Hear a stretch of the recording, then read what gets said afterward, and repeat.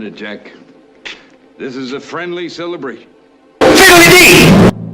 I don't much like the way you celebrate. Before you came on last week, and the question is President Trump going to implement the Insurrection Act? Yes or no? Yes is a 10, no is a 1. Ken was an 8, Jeff was a 9, and I was a 10. Yeah, I'm an 8. I don't know why he would hesitate, but I just feel like he's going to. Okay, I'll put you down as an 8. So I got your vote here. Yeah, good. Yeah, I think we pretty much agreed as a panel that certainly he has the ammunition, he has the what he needs to do it, because Waltz and the mayor have both performed as insurrectionists and are leading an insurrection. So, but we'll see. You know, JD was up there today giving a speech. Did you see any of it? No. He was talking about lowering the temperature. And he said, if you guys would just cooperate, if your mayor and governor would stop and just cooperate and tell their local authorities to cooperate with us, we wouldn't have this problem. And he named a bunch of other blue cities in the country where everything's just going great because the local authorities are cooperating, like Memphis and Austin, Texas, and some other places. So that's pretty much what his speech was about. I think they're holding off, but I was hoping, I was saying, well, hopefully he gave them a deadline and said, look, if you don't cool things down and start cooperating by February 1st, as an example, we are going to invoke the Insurrection Act, and we're going to arrest both of you, and you can count on it. So, I mean, that's what I'd tell him on a secret call. You want me to relay it for you, because he and I have an open line? Yeah, there you go. No, I'm just wondering sometimes. There was a video on floating around the internet somewhere where this kid picks up a peeled onion, and he says, "Can I have this apple, Mom?" And she said, "It's not an apple, it's an onion." And he says, "No, Mom, it's an apple." "No, it's an onion." "No, it's an apple." "All right, eat it." So he takes a big bite out of this onion, and you can just see the tears streaming down his face, but he's too proud to admit that he screwed up, so he keeps on eating it. And I really think that's what they ought to do with Minnesota, is just back off. Just let them rot in their own stew. And pretty soon the people will take up the idea that, hey, you know what? We don't want these people in our country. We don't want them stealing our money. We don't want them killing our people, raping our girls, running drunk into our people. And maybe they'll hit the national, with the state capitol with torches and pitchforks. I think they just don't want any more victims. They're concerned about the victims. So anyway, hi, Ken Bennett. Good afternoon, sir. Hi, guys. How you doing? We're doing good. How are you? I was just listening to your interview yesterday, or Tuesday, I guess, Tuesday morning, okay. Right? Talking about Arizona tax policy and Hobbs vetoing everything already. Oh, yeah. I had Senator Mesnard on, the chair of the Senate Finance Committee. And that's JD, right? JD Mesnard? JD, yeah. Yeah. Good. Yeah. So I listened a little bit. I haven't finished it, but good job. You always do such a great job interviewing people. It's worth a listen if you're hearing us from Prescott. There seems to be a fair amount of interest. Get a lot of people who tell me that they do listen. So I hope that's great. Yeah, that's good. Maybe your next gig will be in Phoenix. Makes my $20 per show worth it. Paying you the big bucks, huh? Yeah, the big bucks. Yeah, Are you a member of what's that, SAM or whatever it is, the Screen Actors Guild? Screen Actors Guild. No, I have not been invited to join that yet, Paul. Okay. Well, when you're on For Men in America, you're automatically a member. So Oh, okay. All right. Consider it done. Hello, Jeff. Can you hear us? Volume. There we go. There you go. You're good. Oh, now we got you. Now You're we in got you're in your think tank. Yep. Back see at all- home. I see all your books back there, and you've probably been studying, so it's good to see you. Got a safe trip back home, huh? I'm glad to be back home, especially now with the weather getting hairy back on the East Coast. Yeah, it's going to get terrible Yep. Really? from the Florida state line north. It's going to get really Yeah. ice storms, snowstorms, all the way Glad I'm from not in the ocean this week. yeah, yeah, Yeah. that might be Albuquerque the warmest to place. yeah, Albuquerque to the North Carolina and up into the Northeast. It's going to be really awful for the whole week. So don't Oh, travel. Yeah, don't travel. So welcome everybody to 4 Men in America. We're glad to have you. We're glad to see you. We hope you enjoy this program today. And I want to get into something that Jeff brought up a couple of weeks ago or 3 weeks ago. I'm not sure, maybe before all the holidays. It's about the divisions in MAGA, and I'm having a hard time understand who's against who. So you guys can help me with that because it's really kind of weird. But we're also going to get in and talk a little bit about Davos and what went on over there, if you've kept up on that. Greenland, if you'd like to say something about Greenland, although I think that's generally, I think that's resolved now, really, between Trump and the Yeah, NATO, but I think it's important NATO. we talk about it. Oh, sure.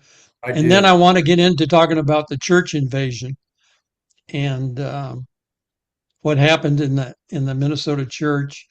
Although they did they've arrested 2 people so far today. Actually, they've arrested a third, a fellow named Kelly.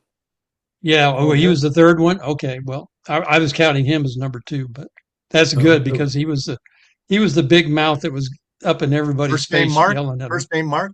No, Yeah. it's I think it's No. William. Yeah. Mark Kelly. Yeah, he could have been there. Maybe we'll get him too. I hear he's running for president. Oh, I hope not. I hope not. I hope from Did you where hear he what is. Scott? Did you guys hear what Scott Bessent said about Governor Newsom? Newsom, who strikes me as Patrick Bateman meets Sparkle Beach Ken, may be the only Californian who knows less about economics than Kamala Harris.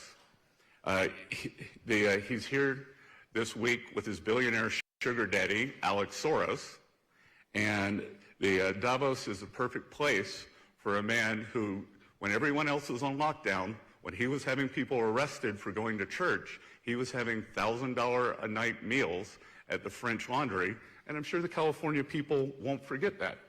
And I can tell my message to Governor Newsom is the Trump administration is coming to California. We are going to crack down on waste, fraud, and abuse. And I was told he was asked to give a speech on his signature policies, but he's not speaking. Because what have his economic policies brought?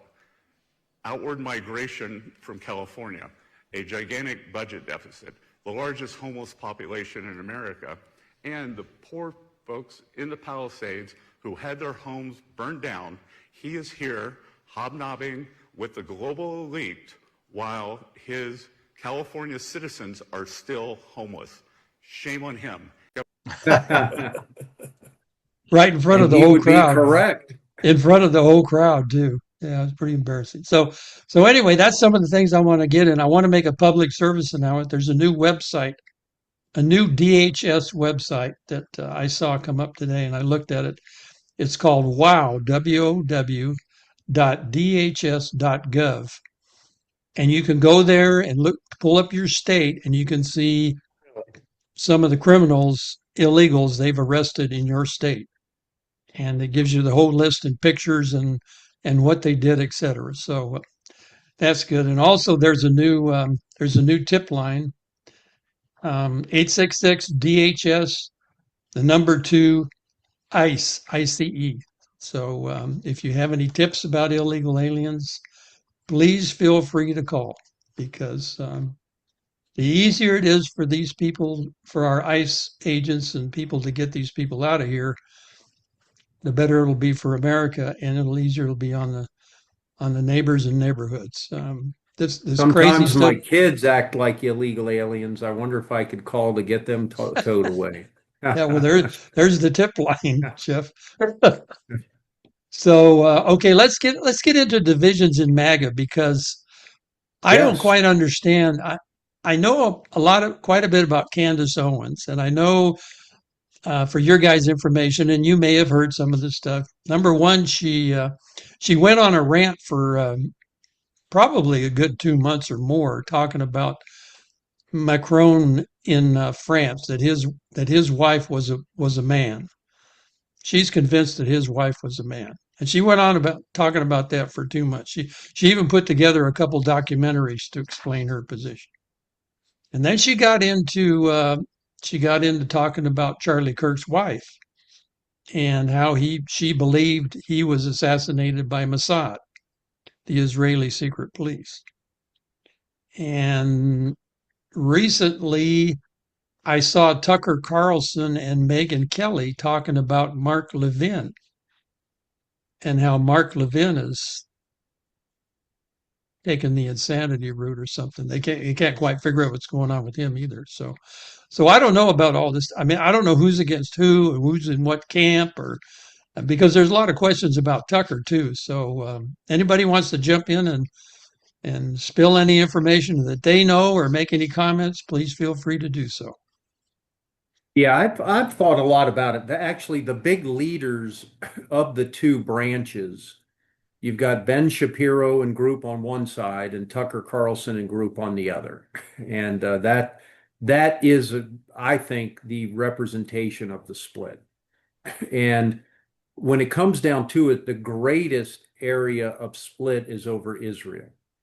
That's the greatest area of split because, I used to be a big fan of Tucker, in many ways still am, but I definitely take his stuff with a grain of salt since he's had some kind of nefarious individuals whispering in his ear that he's taking advice from. But it doesn't mean he's not he is a smart guy, but he's kind of frustrating to me at times because he goes down these rabbit holes. But it seems Tucker went down a hole that anything anti-Israel was okay with him. And I'm not saying anti-Semitic, I'm saying Israel, because he doesn't understand why a nation of 9 million people gets the focus of, what he considered at the time the majority of America's interest and attention compared with the rest of the world and what's going on. And so he just thought Israel and Netanyahu was a war criminal and should be, all these things. And of course, Ben Shapiro feels otherwise, that Israel, is doing the right thing. And Tucker went as far as to really kind of insinuate, I don't know if he ever came out and say it, that Israel's intentionally killing, as many Palestinians as they can. Yeah, in Gaza, yeah. Right, and taking advantage and starving. I have heard him say that, yeah. Yeah, the one guy he had come on that was a guy that went over as a contractor to help feed the Palestinians, said that he had seen that one boy get killed, and later on they found the boy. He was not killed, and so I think you lose credibility when you have some people on like that. If I really thought Israel was intentionally killing as many Palestinians as they could, I think I'd have a hard time with that, but I don't believe it. I could be wrong, but unfortunately, when individuals tentacled to a nation attack a neighbor, I don't know if we have a solution of a better way of getting rid of them. I think Hamas and the Palestinian people ought to be grateful we're not back in the World War II era, where Israel was, their Air Force was commanded by LeMays.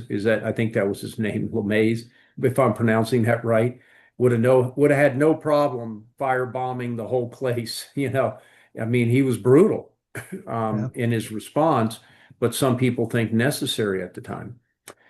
So that's one big split. And then how to define America first. And for example, bombing Iran. Tucker was very against that, and his acolytes, and that threatened a world war and this, that, and the other. And I'm totally against Tucker on that. I think the president was absolutely right in doing it. And if somebody says they're going to come kill you and destroy you and your allies, I take them at face value.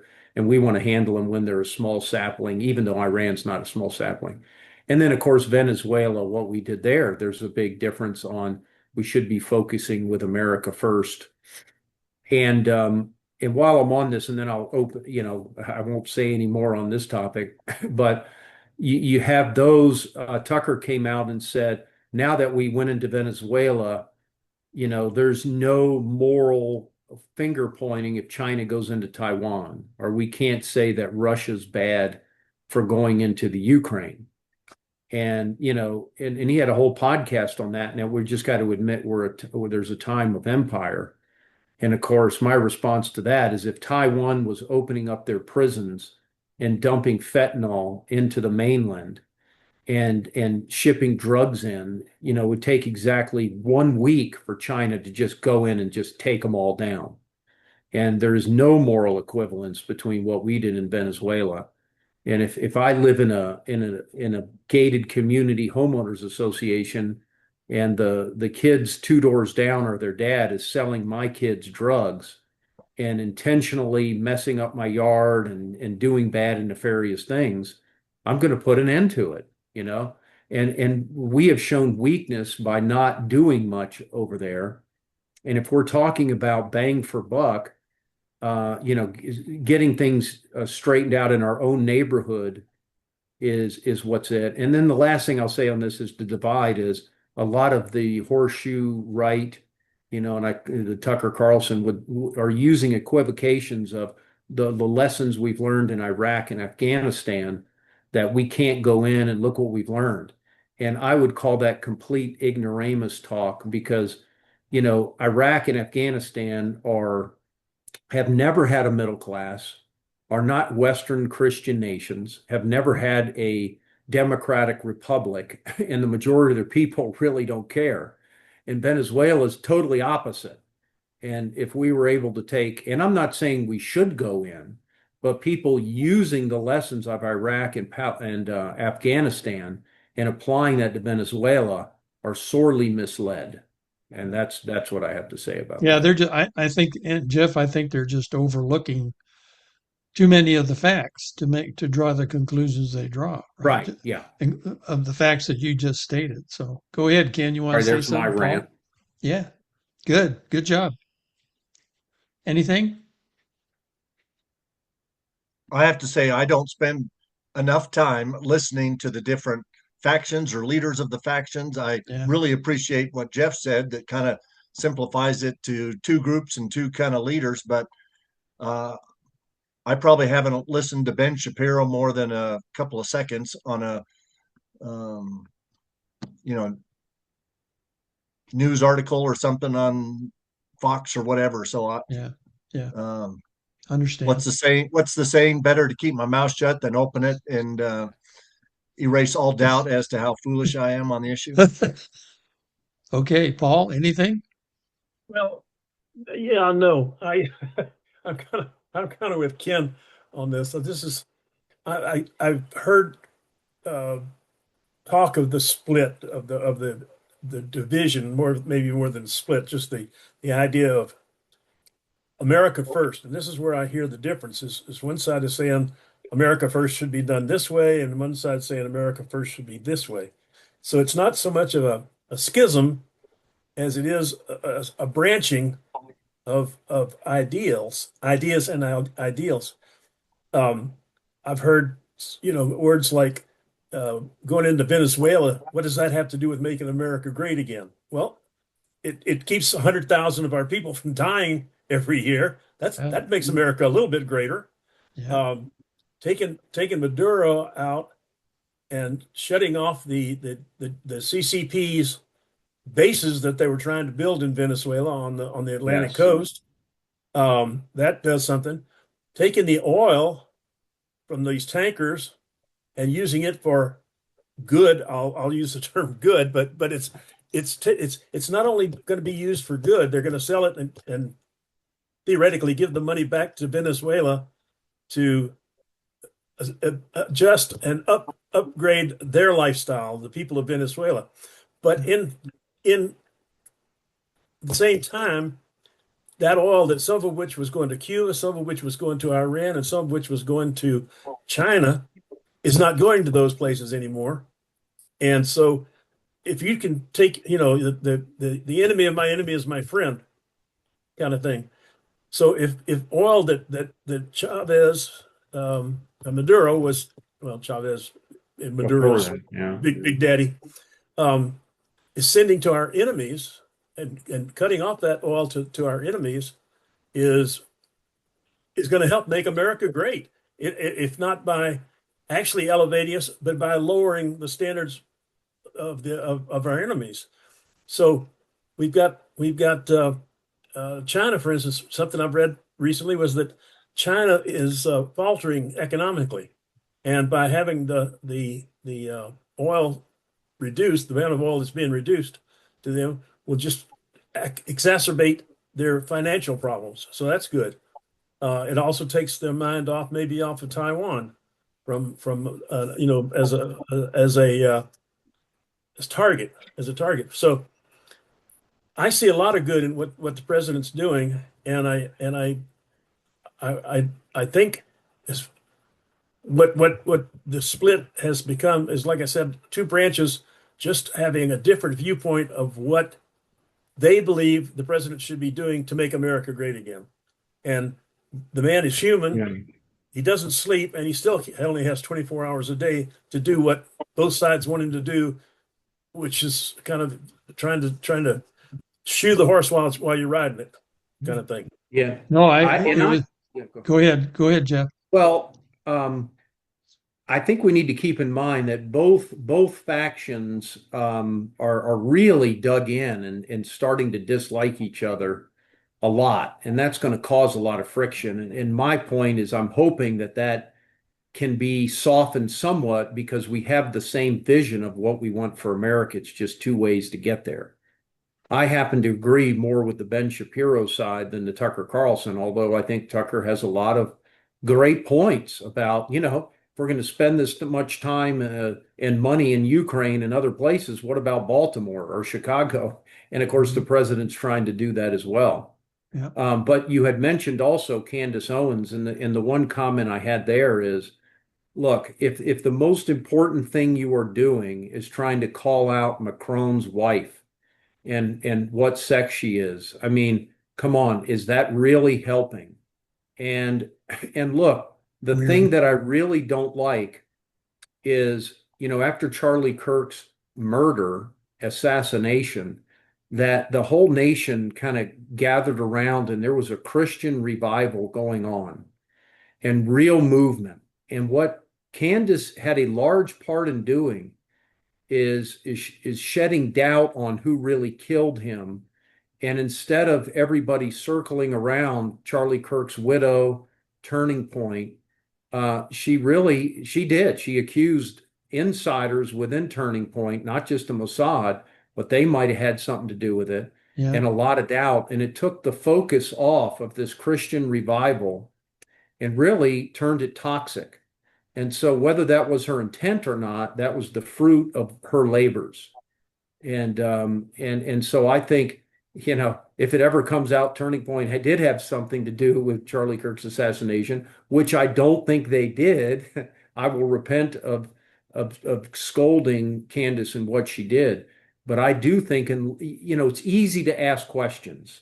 Yep. It's easy to be a conspiracy theorist.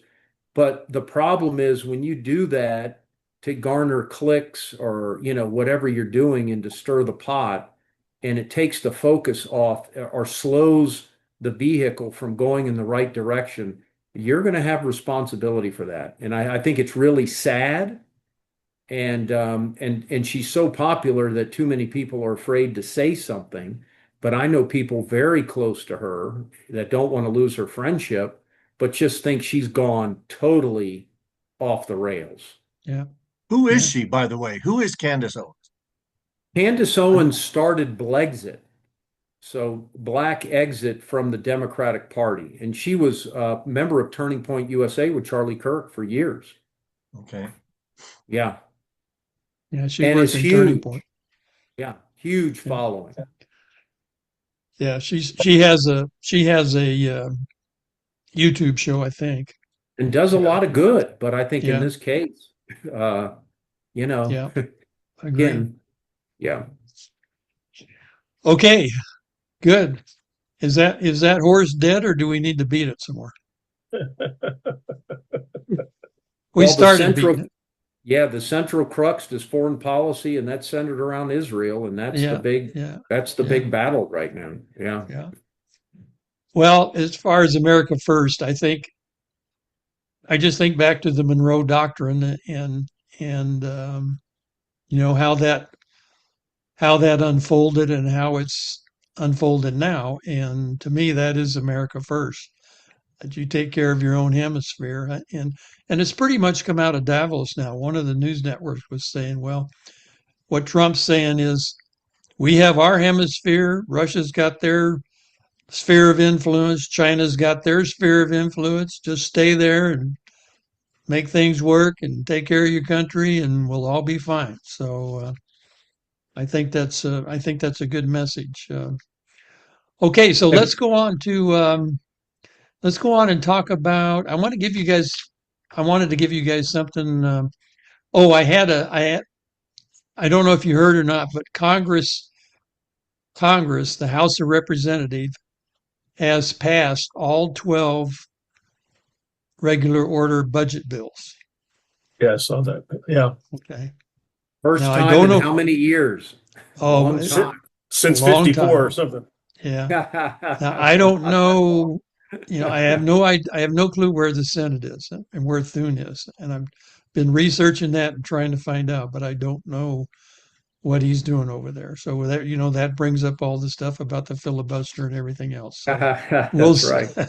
we'll see how that That, goes. But that comment is the overriding statement, I think, right now in the Republican Party is nobody yeah, knows where the Senate is and why they're doing what they're doing. So yeah, that's true.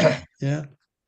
And the other thing I wanted to give you was, as far as everything I can dig up on Congress, the House, at least the House, and partly the Senate, because they did pass the big beautiful bill, which had some of President Trump's EOs in it. They have passed legislation to codify at least 70 of his executive orders.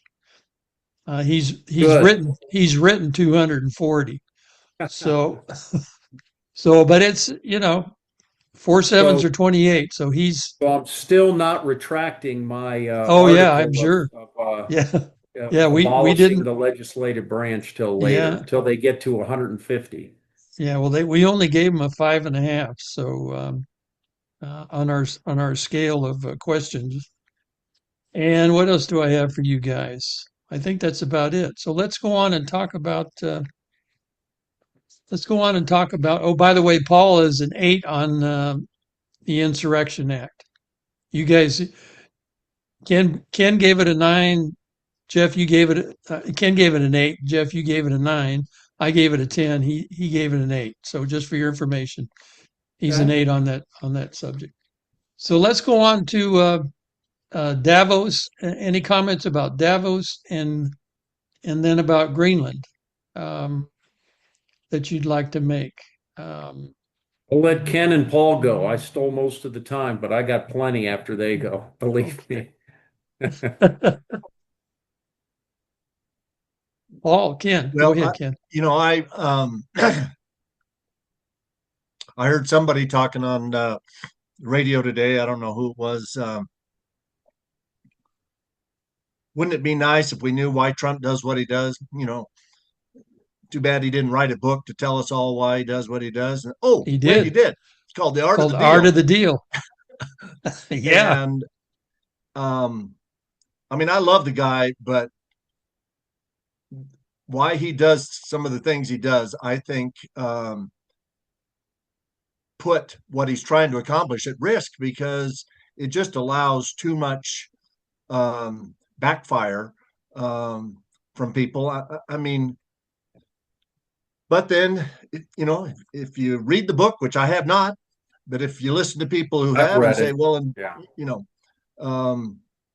his negotiating style is you plant the first offer so outrageously far into Yeah. your throat of your enemy that Exactly. they have to recalibrate the whole negotiation Right. almost from the very beginning, and Yeah. that's how you get stuff done. And maybe that's why he's a billionaire and I'm a millionaire, because I don't do that very well. I mean, I'm I gonna have had to to step negotiate. away for a minute. I had to Go ahead, negotiate. Paul. I had to negotiate budgets with Janet Napolitano, and I realized after a few weeks and months that she was kind of the liberal version of, I didn't know at the time, Trump, where, you know, if she wanted $1 million for something, she was going to ask for two. And Right. and if I wanted $1 million for something, I was just dumb enough to ask for $1 million. Yes. And so she Right. assumed that if I was, you know, asking for $1 million, I wanted two, or if I was against it. Anyway, it took me a while to realize that her negotiating style was different than mine. And finally, I was able to communicate to her, Governor, if my caucus, if I think I can get this through the Senate, I'm going to ask for that. I'm not going to ask for twice as much, so that you can ask for half as much, so that we can meet in the middle and we'll end up at Good three for you. quarters. And after a while, she realized that. And so in subsequent budgets and years, you know, when I told her, or, you know, when she told me in year 3, well, I want $400 million for all day kindergarten statewide, I said, okay, that's what it costs. 200 million. Okay, no, No, I gave her the 400. I gave her okay. 400. She started listening to you. She Yeah. started Okay. listening. She started realizing I better tell President Bennett what I really want.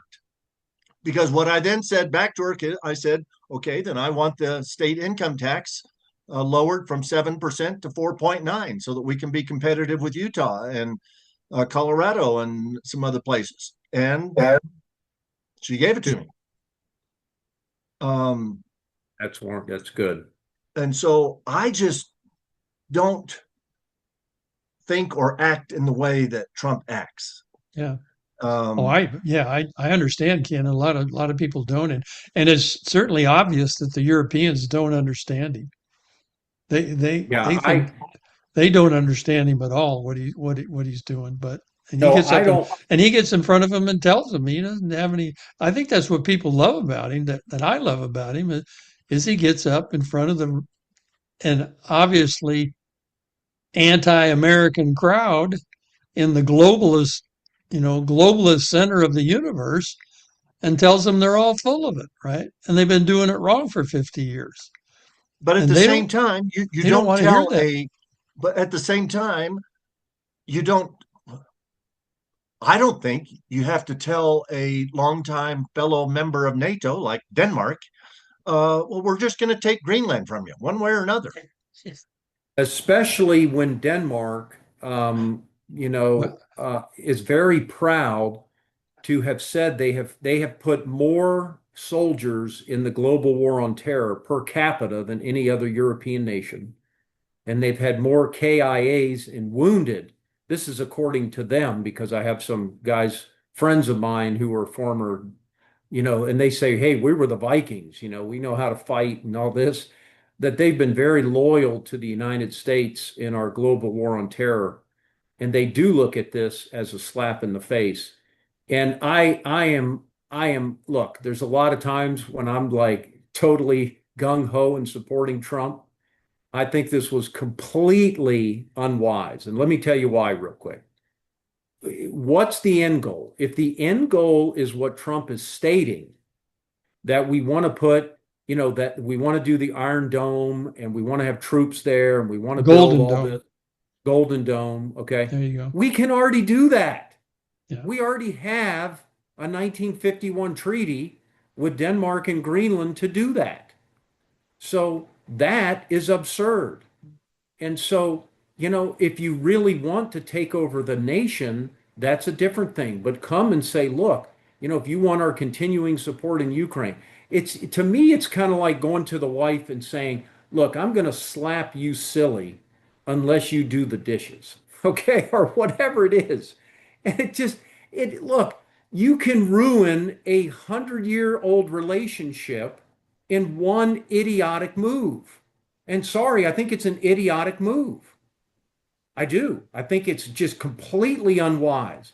You can get what you want by having some emotional intelligence about this. And I feel very strong, especially on the Greenland deal, because tell me what you want that we don't already have. I mean, I've heard Bill O'Reilly. I've heard Bill O'Reilly say that, well, we ought to have 10 military bases on Greenland instead of one. Okay. We can. Let's do it. We can. Yeah. That's the point. Yeah. So I'm okay with bribery. Okay, we bribe, I am. I'm okay with bribery, but coercion, I'm not. And let me kind of let you know, look, in the Louisiana Purchase, right? We bought that from Napoleon. We bought it right from France, and the people that were in the Louisiana Purchase did not have a vote. Okay? He sold it to us. They were all of a sudden Americans. Alaska, Russia sold it to us. The people in Alaska, guess what? Didn't have a vote. We Arizona. got it. Gadsden Purchase.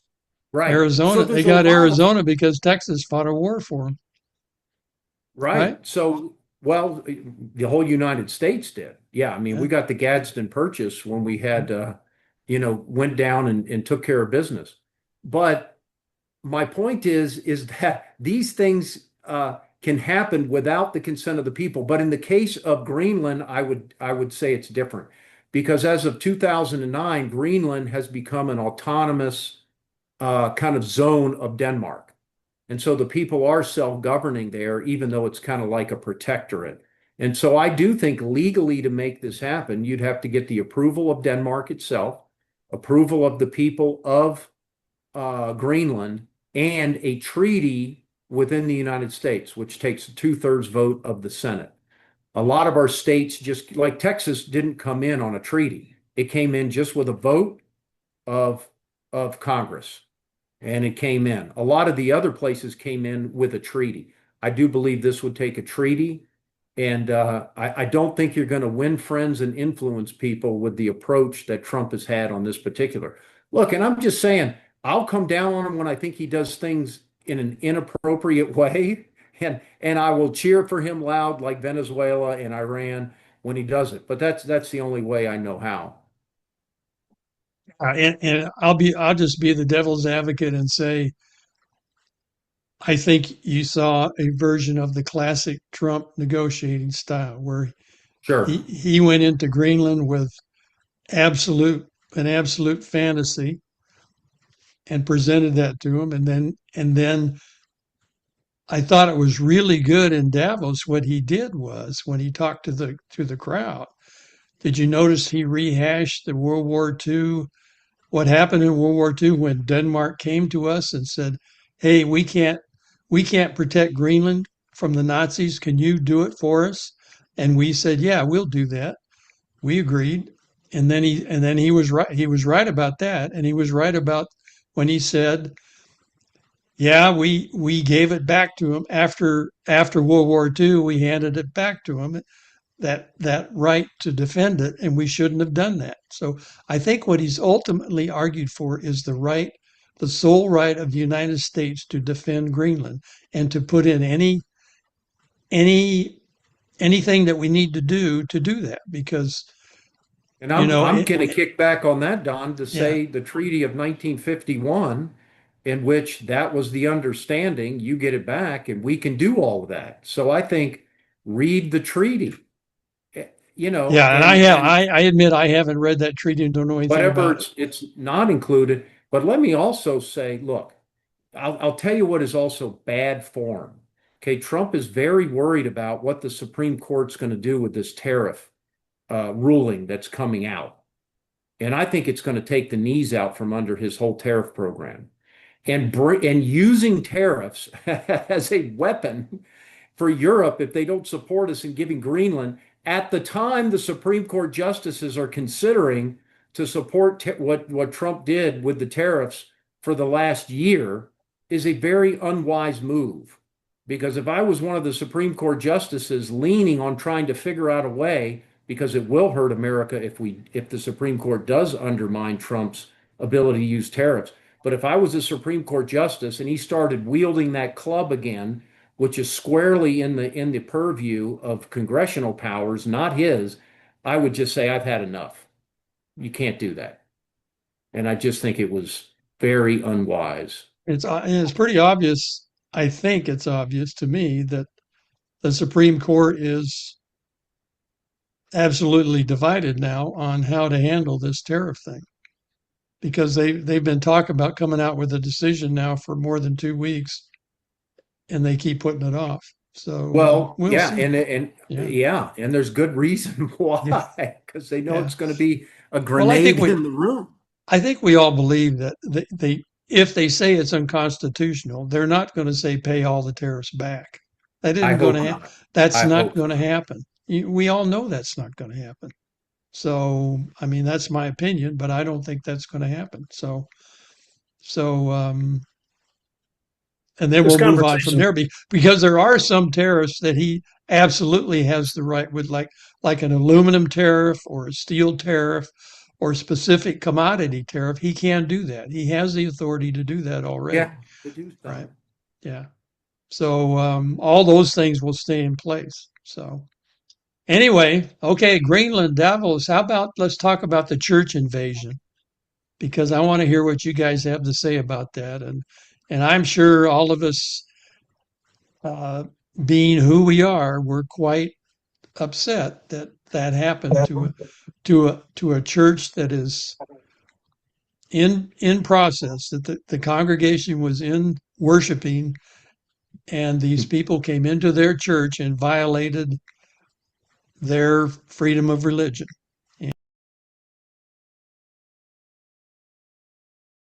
I know people are frustrated. Where are the arrests, et cetera? Let me explain that for you and your team, Benny, because state prosecutors could have arrested some of these people yesterday. They don't have some of the same hurdles that we do in the DOJ. When DOJ, we gather our facts, we go to a federal judge. A federal judge has to issue the search warrants. We all know what the federal judges are doing right now in Minnesota. We will pursue charges in this case. I see various crimes that have occurred. Exactly what they are, I'm not going to flag, but the FACE Act has been mentioned as one of the predicates there. I'm not sure what the law is in Minnesota. In Arizona, it's legal to carry a firearm in a church. Yeah. And when somebody invades your house, you're authorized up to lethal force to defend yourself. And if that church had been properly armed, this problem would have been solved. Did they even have any security? I didn't see anything that looked like it. I didn't see anybody was. I just that is so. I hate to say un-American, but that's what it is. I mean, it's un-American to invade a church. And I go back to COVID when the cops were arresting people who were going to church. I just don't even understand how any self-respecting cop can arrest somebody going into church, but they did. And in some places, granted, but they did it in some places. That's my point. Yeah, they did. And they arrested people in cars sitting outside listening to the church service on the radio. Because they arrested people in California for surfing. Yeah, by themselves. But that's while some of those sun guys might believe that the surfing is God, churches really actually have a better handle on that. Yeah, I think so. And I hope they throw the book at him. I hope they get to spend time with Mark Kelly in Guantanamo. Yeah. Well, some admiral said that they have called Mark Kelly into a court-martial board to talk to him. So he's been notified, and he says he can't say no because he's still part of. So Yep. we'll see where that goes. But go ahead, Ken. What would you like to say about the church thing? No, I agree that, well, the most bizarre thing I heard was the people defending the invaders of the church, saying that they were invited in because it's a public space and anybody can go into any public space and just start making whatever disruption you want to make. Yeah, that is was Don ludicrous. Lemon's argument. Yeah, Yeah. yeah. So Wrong. they should be arrested um, for entering, and Yeah, I agree with what I think I've heard all of you say so far. yeah. I guess they keep talking about the FACE Act, which I think is just interfering with your right to you know, practice your religion, right? Sure. And to interfere, they So actually I do blocked have a question on Yeah. Paul's point. Question, Paul. So in Arizona, if you're going to church and somebody came into church and was disrupting it, that alone probably is not justify lethal force against somebody. Is that right? It's not. You're probably right. It would not. Yeah, would But not you be. have to make that decision quickly, because how do you know those people a mob coming into your church isn't He's not going to carrying hurt people. Yeah. lethal weapons?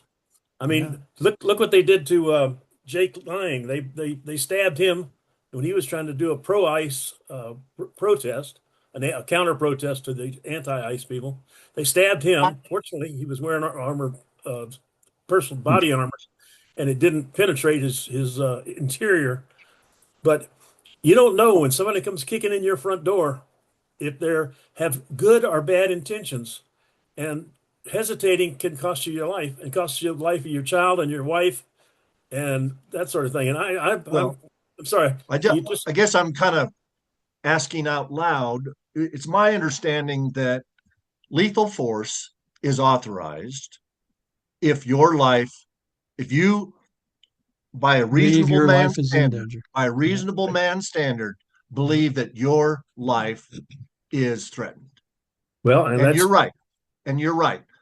Disrupting a church, or coming in, that can go from disrupting a church to putting the lives of the people at risk, depending on whether they're armed or the attackers are armed or the disruptors are, who knows where they're not going to stop at some red line somewhere. But it can change from you're just being jerks to no, you're threatening our lives and we're going to respond with lethal force. Yeah. Well, there's been too many So- church shootings where people have come into churches and opened fire and killed parishioners, congregants, whatever you want to call them, and because either nobody had a gun or because they were slow getting it out. Yeah. And you we could certainly, do if you had security, you could certainly confront them, stop them, physically stop them. You wouldn't have to shoot them, but you could stop them if you had good security. I think they have broken some laws. I just know in the church I attend, we do have emergency plans set up like that. And it is for people just to leave, that the meeting is ended and people are just going to go, and then let the authorities take care of it, because they just don't want to, for good or ill, they don't want to ramp that up. Yeah. And so And that it's is, it's really unfortunate in Minnesota that the local authorities never did anything. They Pretty they didn't even respond to the church. There's So, the Latter-day Saints, and Ken, we may have discussed this a little bit before, but the ruling body of the Latter-day Saints has prohibited firearms in churches except for law officers, cops, correct. and they have publicized that, which now tells anybody who wants to go into an LDS church and shoot it up that they have a free reign, that just got a ticket. Because now they know that only sinners and evil people will have guns in their church. Well, And I there are no attend. sinners are evil.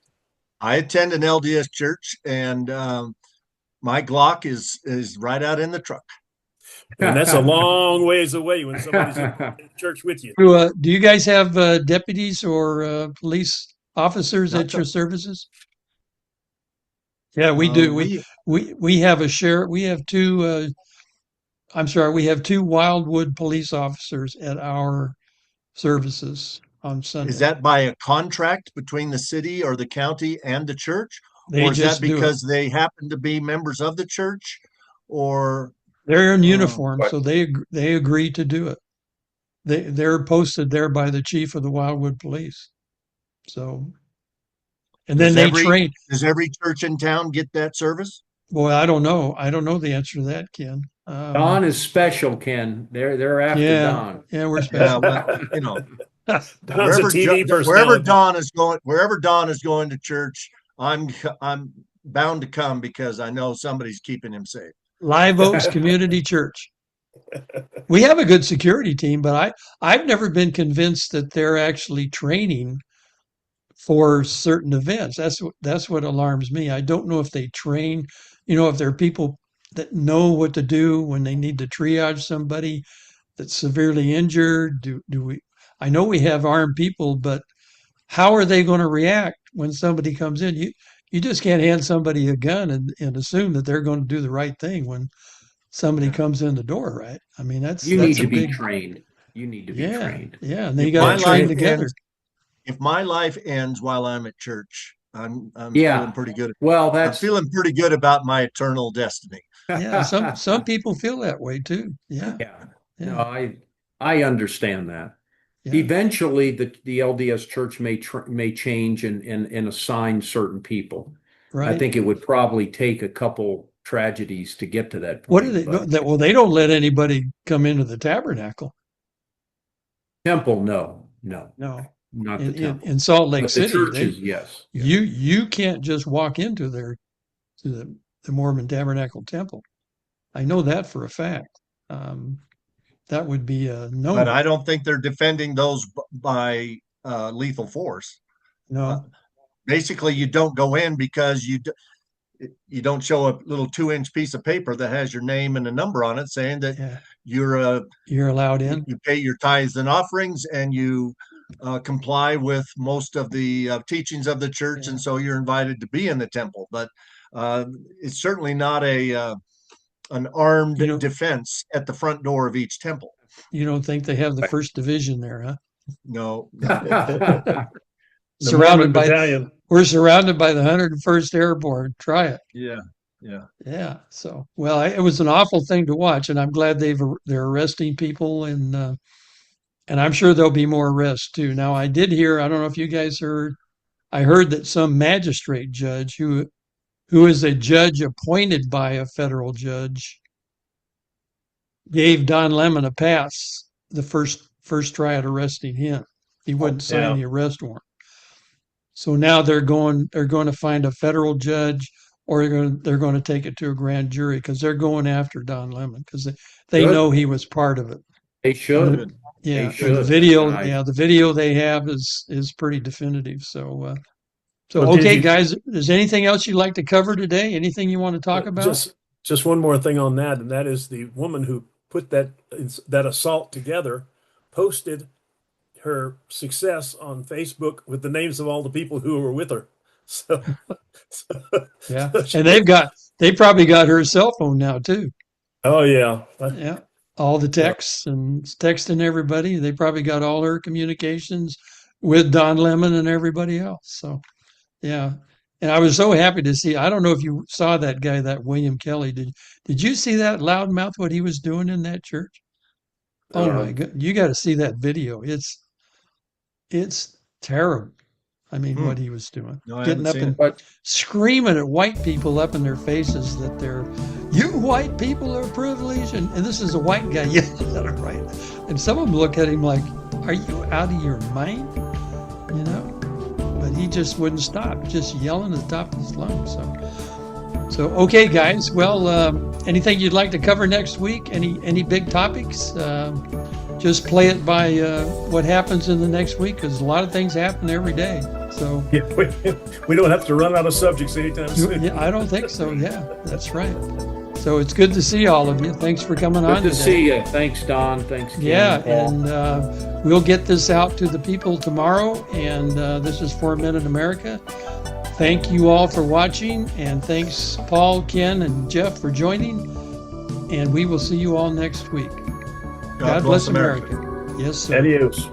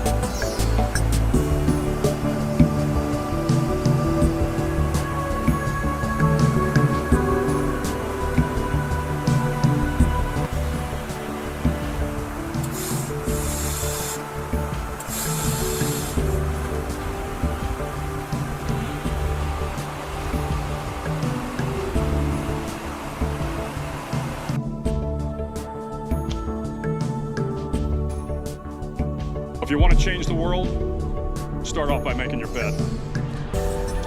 If you make your bed every morning, you will have accomplished the first task of the day. It will give you a small sense of pride, and it will encourage you to do another task, and another, and another. And by the end of the day, that one task completed will have turned into many tasks completed. Making your bed will also reinforce the fact that the little things in life matter. If you can't do the little things right, you'll never be able to do the big things right. And if by chance you have a miserable day, you will come home to a bed that is made, that you made. And a made bed gives you encouragement that tomorrow will be better.